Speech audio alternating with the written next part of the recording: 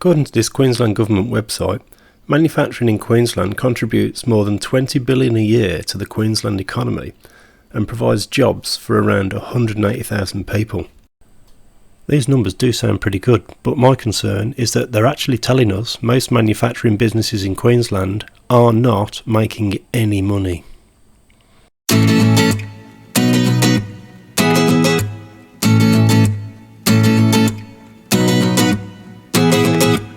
Hello, my name's Rob Tomlinson and I'm a formerly qualified manufacturing systems engineer.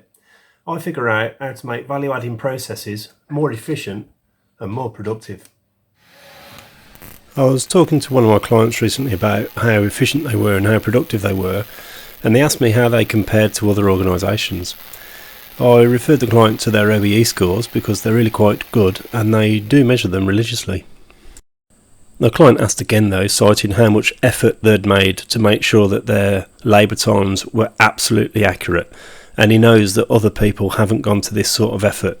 So he knows therefore that his OEE times are accurate whilst others might not be, and he wanted a true comparison of how he genuinely stacks up against other businesses. OEE is generally a good score because it's a percentage score and it's normalised, so you can compare any business in any industry to any other business in any other industry, and it's a good baseline measure as well because it's from quality, availability and performance. These are all the measures that affect throughput, inventory, expense, and therefore help us to determine profit, ROI and cash flow. The only problem is though, to figure out how we stack up against others, we have to know net profit, and nobody's going to tell us that. So that's why I had to start looking for other measures. One of the quick and dirty measures I use to figure out how efficient an organisation might be is to calculate their revenue per employee per year. It's a useful measure because people are generally very happy to tell us how many people they employ and what their turnover is.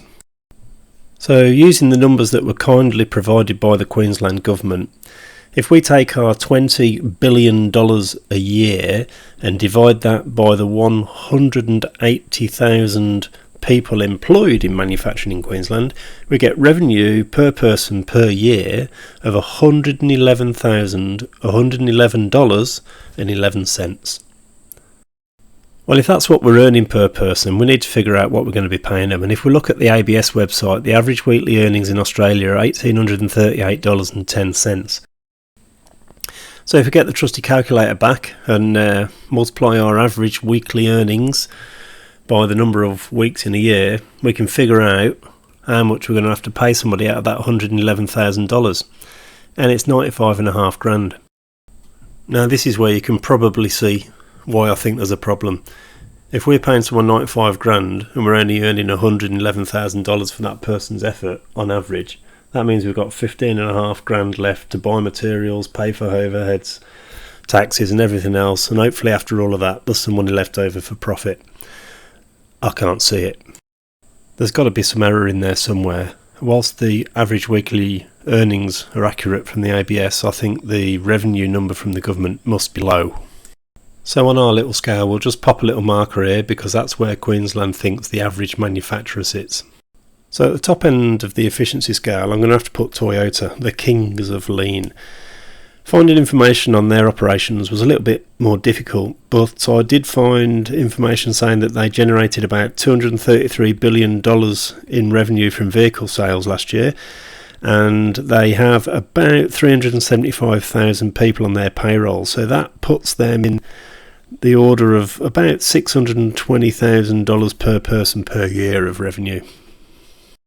Now, depending on what you make, how you make it and what you make it from, I reckon as a bare minimum to make manufacturing worthwhile in Queensland you need to be at least 200 to 220 grand per person per year in revenue.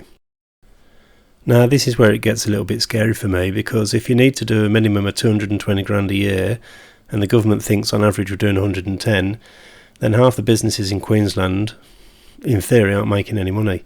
That would mean that out of the 180,000 people employed, 90,000 people are about to lose their jobs.